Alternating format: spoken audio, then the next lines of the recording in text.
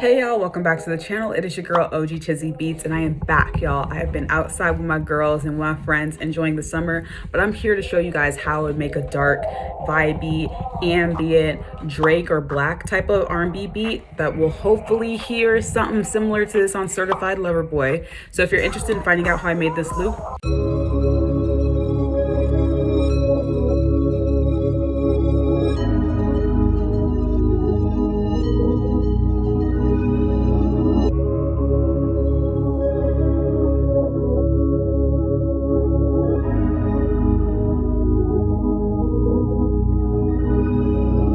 and watching me put drums on it, go ahead, hit that subscribe button, keep watching, and let's go ahead and get into the cook-up. All right, y'all, so to show you how I made this loop, I'm gonna break down the key parts of the loop. So I'm gonna start off with this background sound that is made up of a couple chords. So I'm gonna play it for you first and then break down how I actually made that. So this is what it sounds like.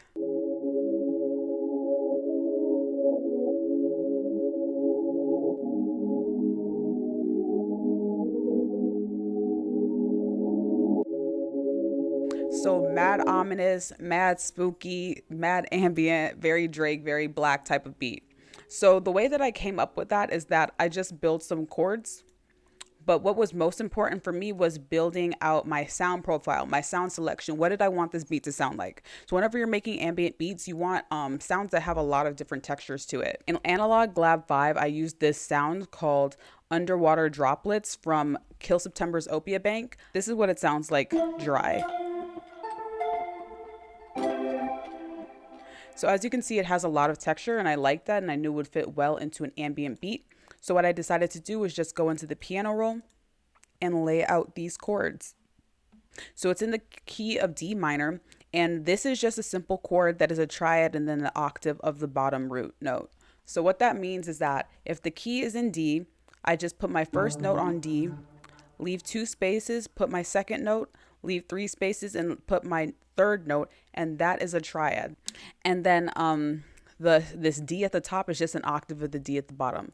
So altogether it sounds like this.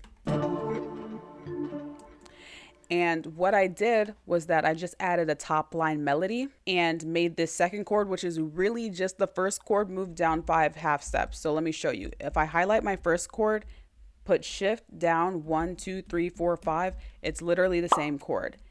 And for some reason, that just always works. What I found, I think there's definitely some theory behind it. I just don't know what the music theory is behind it. But if you take a chord and move it down 5 half steps, it's always going to sound good. So altogether, this is what I have.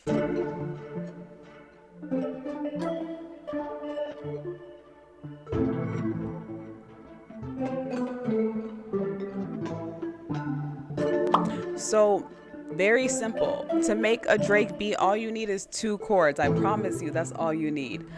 So once I had this picked out, what I just decided to do was layer up the sounds. That sound is really good, but it's kind of thin, so I need to build out the lower end frequencies. So what I did again is went into the the Opia Kill September bank, and chose this keys called the Past 12 bells.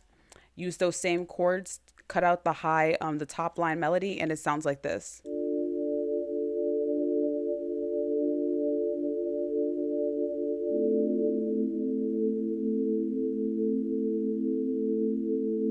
So just something to add some body to the chords.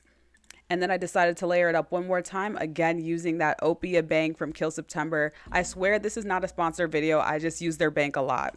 I used distractions, and again I just used the chord, took out that top line melody and put this up an octave, and it sounds like this.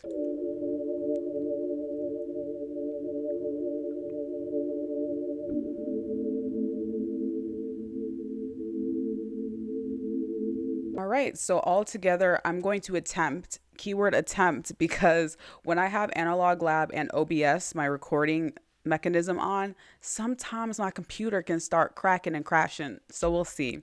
But all together, when I layer all those sounds together, this is what I came up with.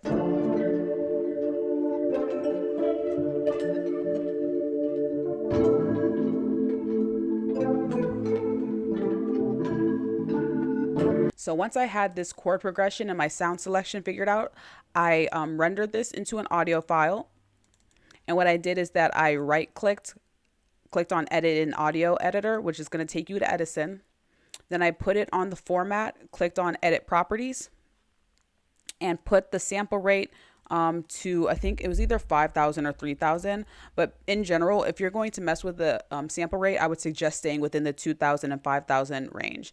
And clicked on resample. And when I play this, it's going to sound a little bit more muffled than when I first played.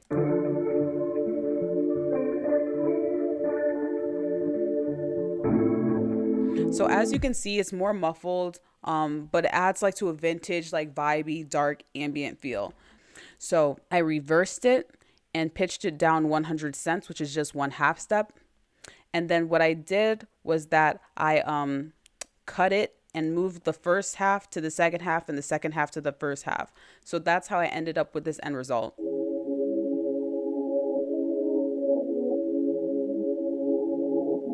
So once I had that, I just rendered it into another audio file and pitched it up. I pitched it up 2 octaves because I wanted something to fill out the high end frequencies. So I just pitched it up 1200, put this range on 12 and pitch it up 1200 and put it on a channel rack because at that point it's going to become real whiny. So I decided to cut out the low ends and the high ends. I had Gross Beat here, but y'all, I don't have, like, I'm still using the trial version of Gross Beat, so that's why it disappeared.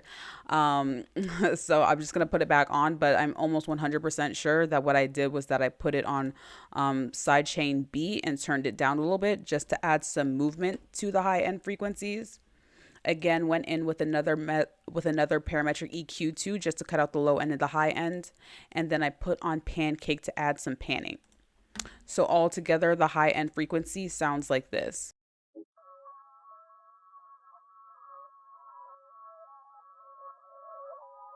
So after I had these, the chords, the low end frequency and the high end frequency, what I did was that I came up with this melody that sounds like this.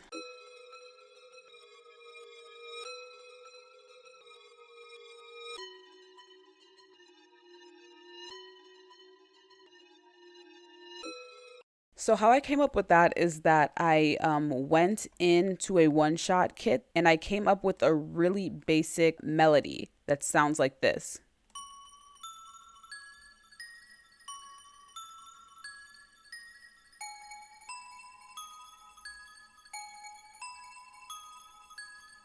So once I had that melody, what I decided to do was that I rendered it into an audio file and I reversed it just because, like I said, I love reversing stuff. I put it on channel rack 7, went into the playlist and I added halftime, put it on the half loop just to kind of give it a deeper, more ominous sound to it. I put on Fruity Love Filter, just the default, and I turned up the cut on it. And then I put on wider just to give it some stereo imaging so it's a bit bigger in your ears. So when played with the other elements, it sounds like this. So we're really coming together. We're almost there, y'all. I'm going to show you a couple more elements that I added, and then we're going to go ahead and add drums. So the next element that I added was this vocal chop. It's just very simple. It's just like somebody saying "ah," I guess, and it sounds like this.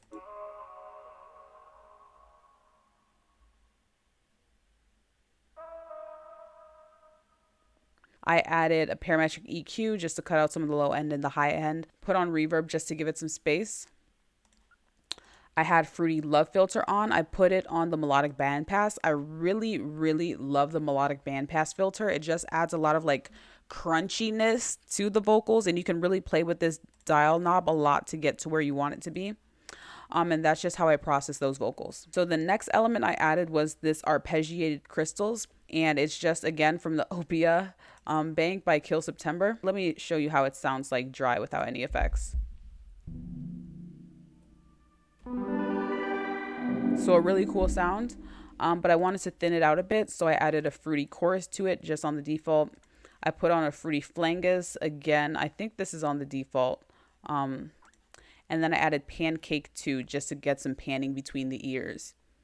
So all together with defects, with the effects, it sounds like this.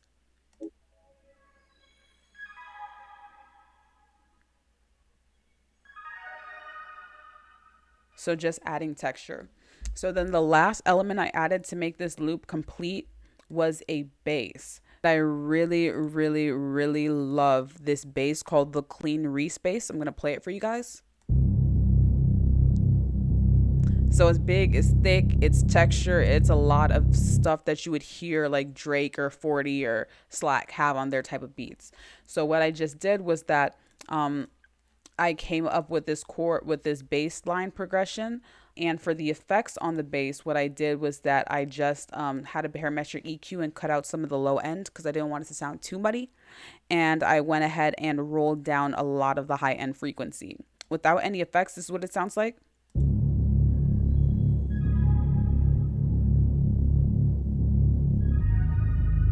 And with the effects, it sounds like this.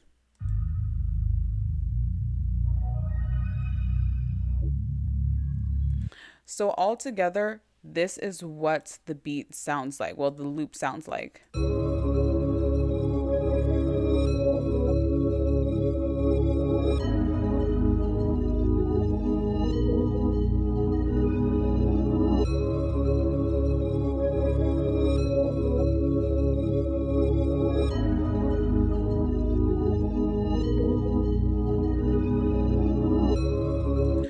All right, so now that I have that, I'm gonna go ahead and add some drums. I made some drums to this before, but I wasn't really feeling it. So I'm going to delete this and come up with some new sounds altogether. While I'm making the drums, I'm probably not gonna be talking just because it's kind of hard to do that. Make drums, talk at the same time. I might have some comments here and there, but don't be surprised if I'm just mute and saying nothing.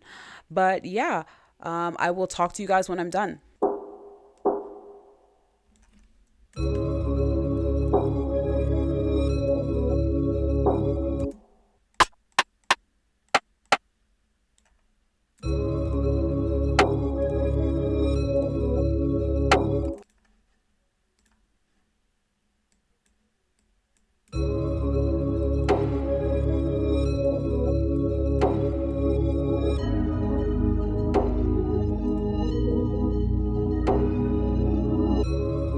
So what I'm just doing right now is putting everything on stretch. I think I want to turn up the tempo a bit, just maybe to 90 or something like that.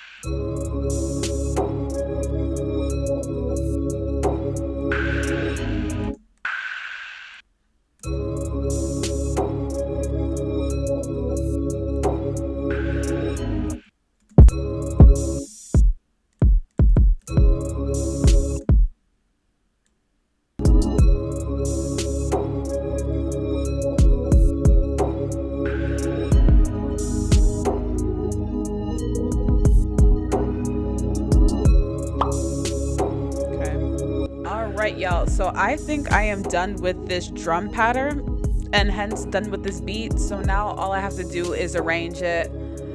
Not my favorite thing to do, but I'll do it, and then I will play the full beat for you guys at the end. So thank you guys so much for staying tuned, watching to the end, subscribing, all that. I appreciate you guys so much, and I will see you in the next video. Let me know what you actually want to see in the next video down in the comments as well.